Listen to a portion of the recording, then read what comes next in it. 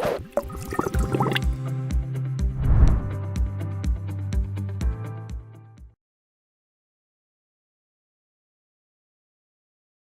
welcome back. So in this video, I'm going to be talking about downloading repositories. Now, I don't mean cloning, I don't mean forking, because we're going to save that for the next section. What I mean is actually downloading it.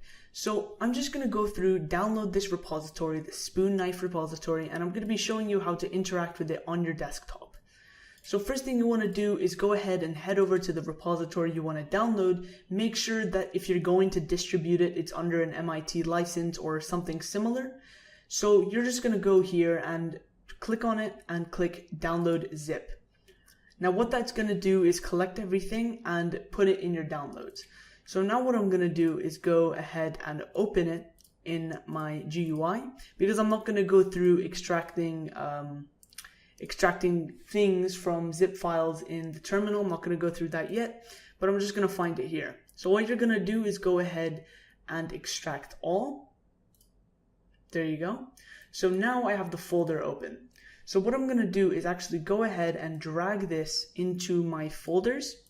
And then in my folders, I'm going to drag it into my projects. So now what I'm going to do is go and just open up my path for my terminal, so I don't have to go and copy all of that again. So I'm just going to copy that, open up in Ubuntu terminal, and I'm going to just close all this down so it's a little bit easier to see. So then I'm going to cd into that, cd.ls. Now there we go, we have spoon knife master. So let's cd into that. So now let's list everything. You can see there's a lot of stuff here. Why don't we go ahead and check the Git status, see what we get. You can see it says fatal, not a Git repository. So this is a little bit weird. What's going on? What happens is when you download Git repositories, I'm just going to open up the repository here. When you download it, what you're actually doing is collecting everything and putting the source files in here.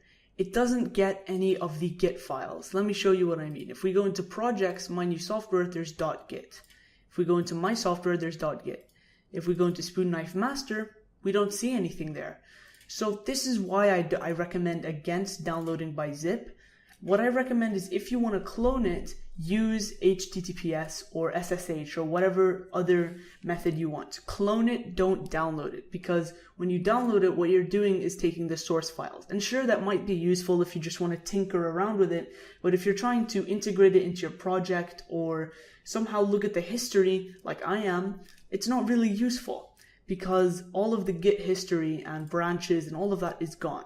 So we're not going to go over cloning or forking or pull requests now. I mean, we have gone over forking, but forking into your local repository, we're not going to go over that now. We're saving that for the next section where we bring Git and GitHub together. But just know that, just wanted to make a little update video telling you that if you're trying to download by zip and it's not working, giving you Git status or Git log or whatever you're trying to do and it's not working, that's why.